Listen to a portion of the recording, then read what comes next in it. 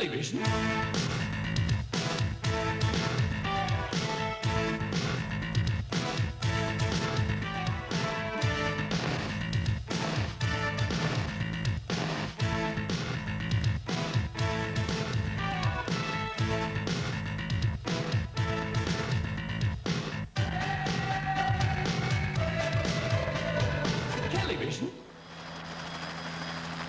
This week on Kellyvision, we're looking at stunts, and I'm here at Halfpenny Green Airfield near Birmingham, where Central Television are filming a sequence for their action-adventure drama, The Zero Option.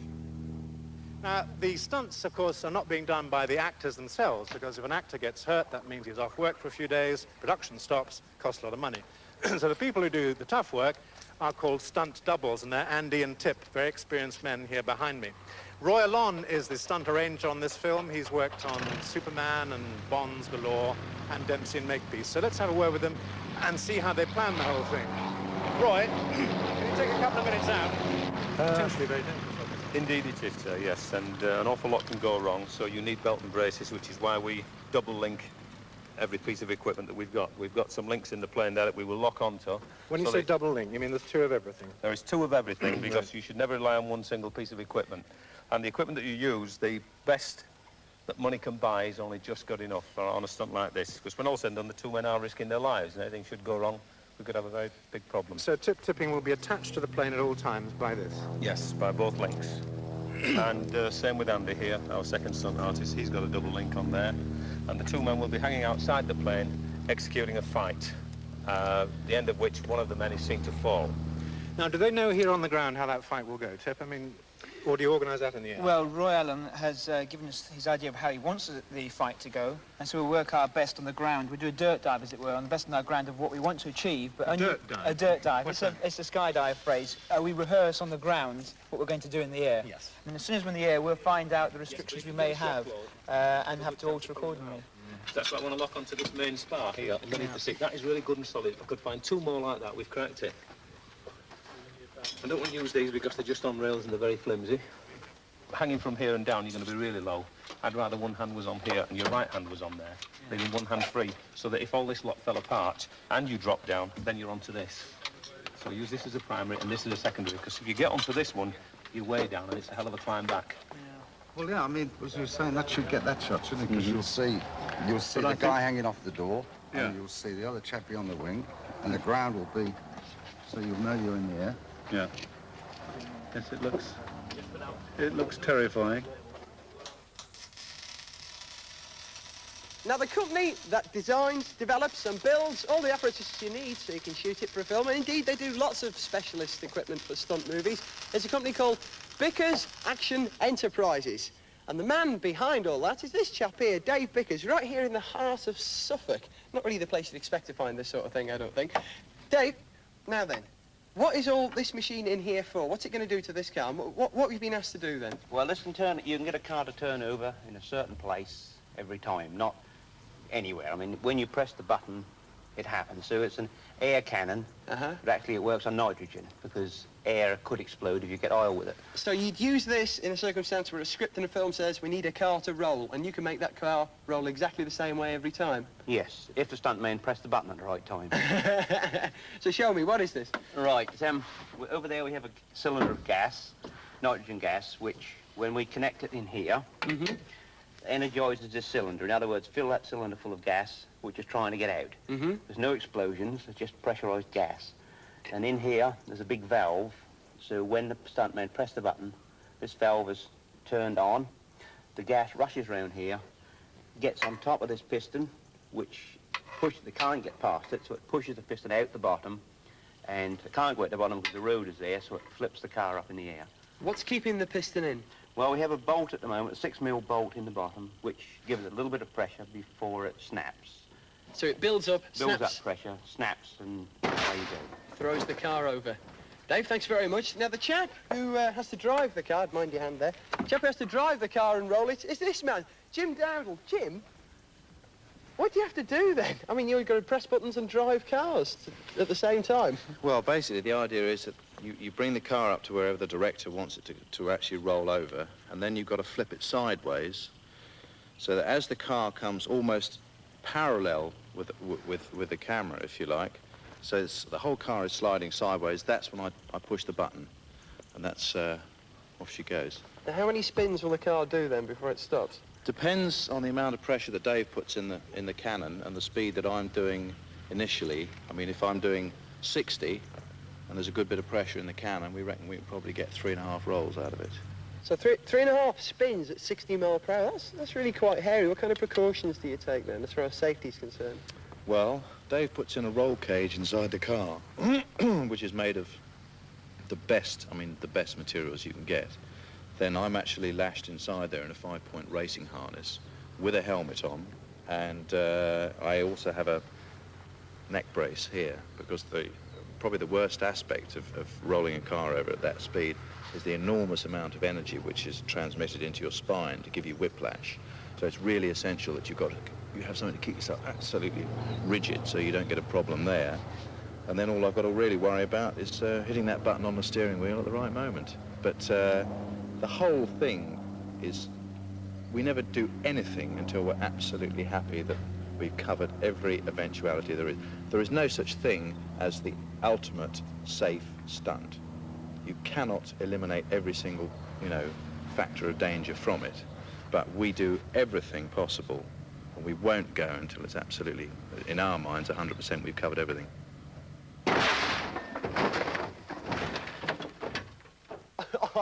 Oh, right, good grief. Come on, have a look at this. See what kind of damage it's sustained.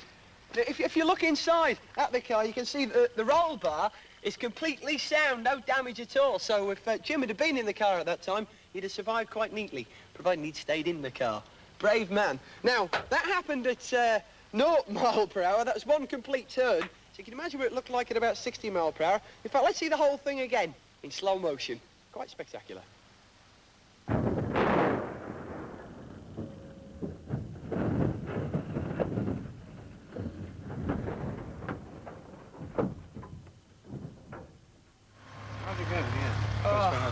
Exhausting. Why? Shattered. Tip was out first. I think it was hanging to quite a degree. I came to take my fixing. It was just one of those things that the fixing was come loose some way. Anyway, when we got out there, I knew we sort of have to assume when the guy is tired. I knew that I was getting tired, so I knew that Tip must be very tired at that point, wasn't it?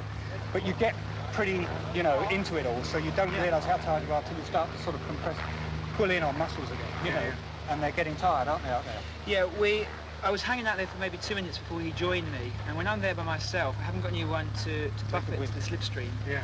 So is that much more powerful than you thought it would be? I'm used to it from skydiving. What I'm not used to is letting it play with me. Andy eventually came to join me. I say it was exhausting, but we're still happy. We couldn't speak to each other in the air. Obviously, it's too noisy. We already agreed the preset fight routine, which we went through 2 or 3 times, scrabbling and slipping, scrabbling and slipping. I found I could take one hand off and float back.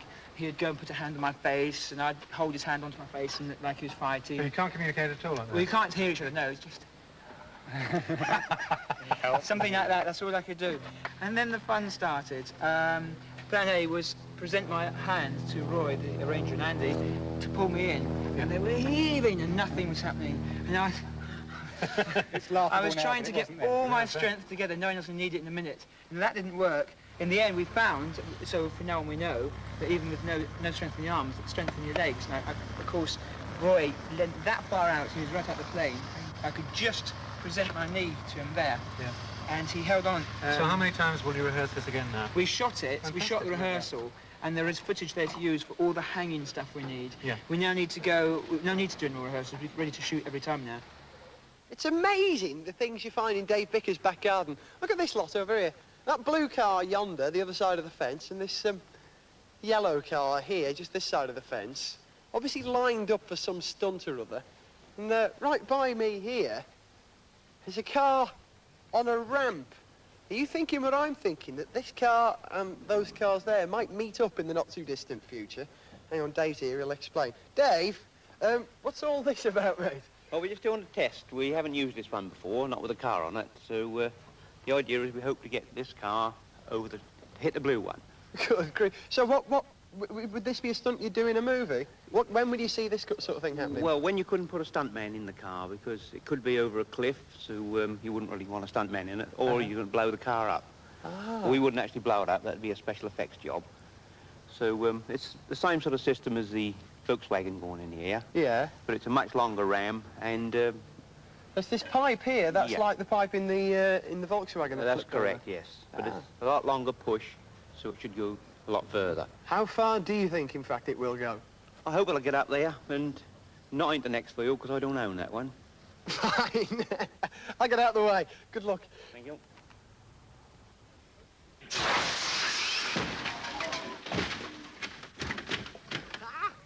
Wonderful. Now, by my reckoning, I think that's about 30 metres from the ramp to where the car actually came to a halt at the end.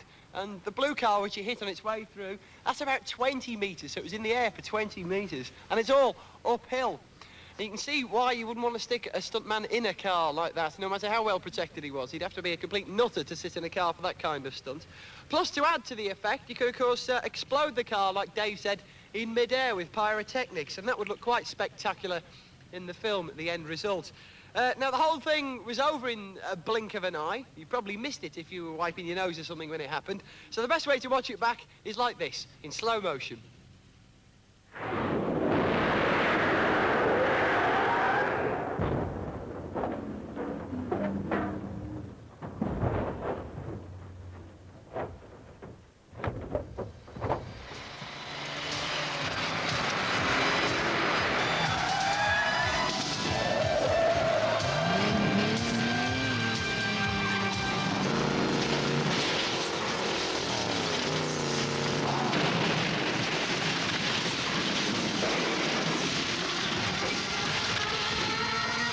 Here's another way of turning a vehicle over without using high-pressure air and rams and things. It's this piece of apparatus here. It's called a pipe ramp, apparently, and this is what you do with it.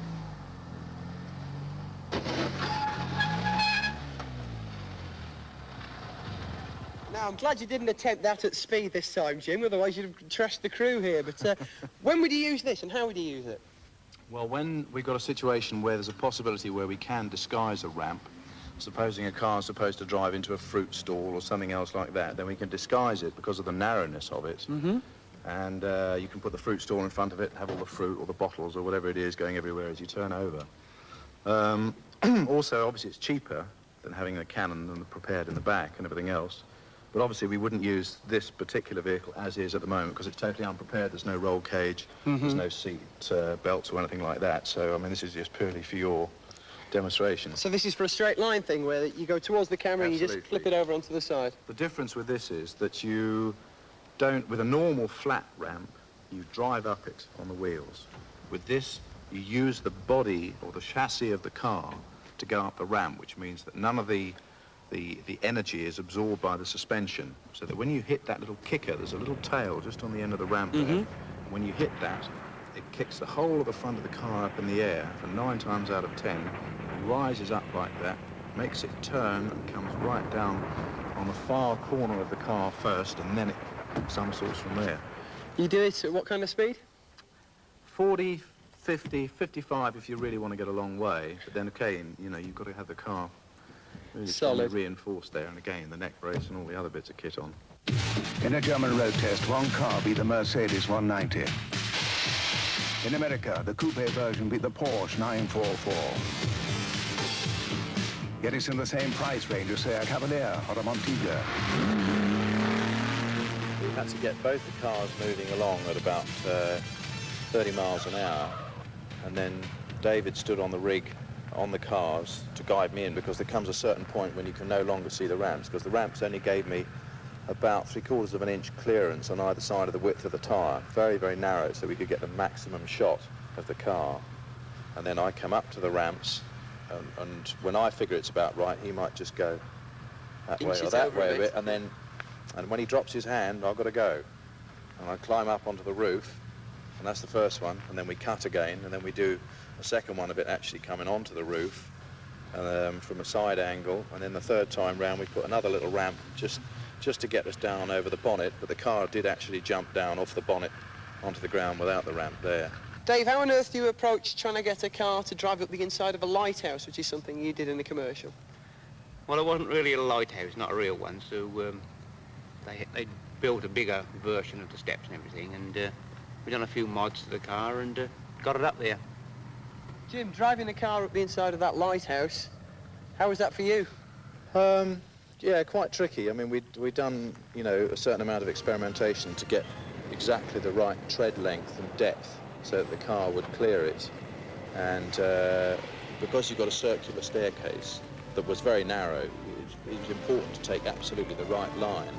Plus the fact that when you got up to the top of the staircase, you were then, I suppose we were about 25 feet off the ground, finishing up on a very narrow platform. So if you actually missed a break, it was good night Irene off the end, straight into the deck again. Probably my favourite car stunt in a commercial, where a car's chased all over Europe and eventually is caught in the Blackwall Tunnel in London and actually drives around the inside of that tunnel. Now, you did that, didn't you? How was that one done? Well, there's a few tricks, but not camera tricks. The car actually went round the tunnel, and I'm not going to tell you how we done it. Yeah, we used the famous gizmo. The famous gizmo. That one's a secret, is it? That one's a secret, yeah. Right. Back at Halfpenny Green, they've finished rehearsals and they're going for a take. The cameraman is strapped into the helicopter to fly alongside the plane and get the best shots of the action. He's using a very expensive camera mount, which stops the camera from bouncing around during flight and gives you a steady picture on the screen. The stuntmen are making a living the hard way, giving the action everything they've got. In the finished drama, the sequence will look fantastic, and no one will think about the dangers and expense involved in getting it on film. The cameraman seems to have got the shots he needs, and they're back on the ground. Let's see how the two stunt doubles feel after their taste of the high life.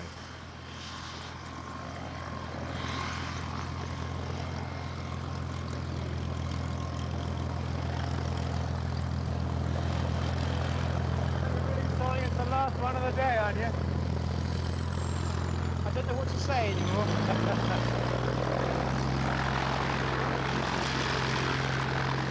How was that one? You all right? It's very heavy going up there. The wind is a lot stronger than you believe, really. Hanging off helicopters, we're okay. We've been lucky in the past. It's only 60 mile an hour, 40 mile an hour, but up there doing 90 or 100, it's a little bit like being dragged behind a speedboat when you've fallen off water skis and you can't let go of the ski toe. Actually, good description. Simile, yeah. And the coat. If we're going to lose your jacket, Tip. Yeah, it whips me in the face as well.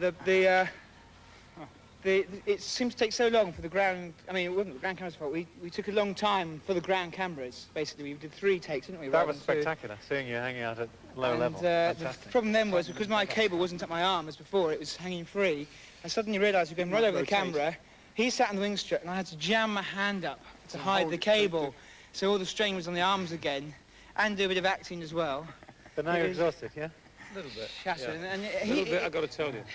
I mean, he needs all the strength in the world because he's going to hang out and give me a brace so I can pull myself in the plane. And I was shattered. You want more money, don't keep I was saying that. shattered. We agreed the money, sir, before They started panicking when I... Chris Griffin, the producer. He's happy. Well, you did it safely. Well done. Terrific. I can't wait to see how it looks.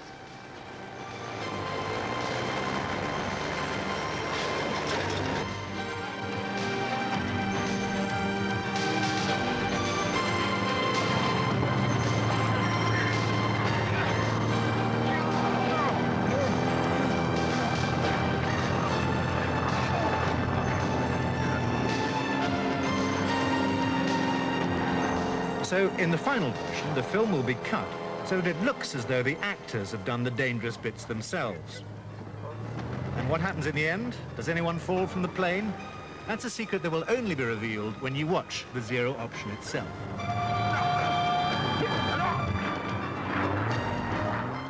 Well, that brings us sadly to the end of the first series of Kellyvision. I've had a really good time. How about you, Gaz? Yeah, it was brilliant. See you again. Ta-ra. Till next time, goodbye. Kellyvision?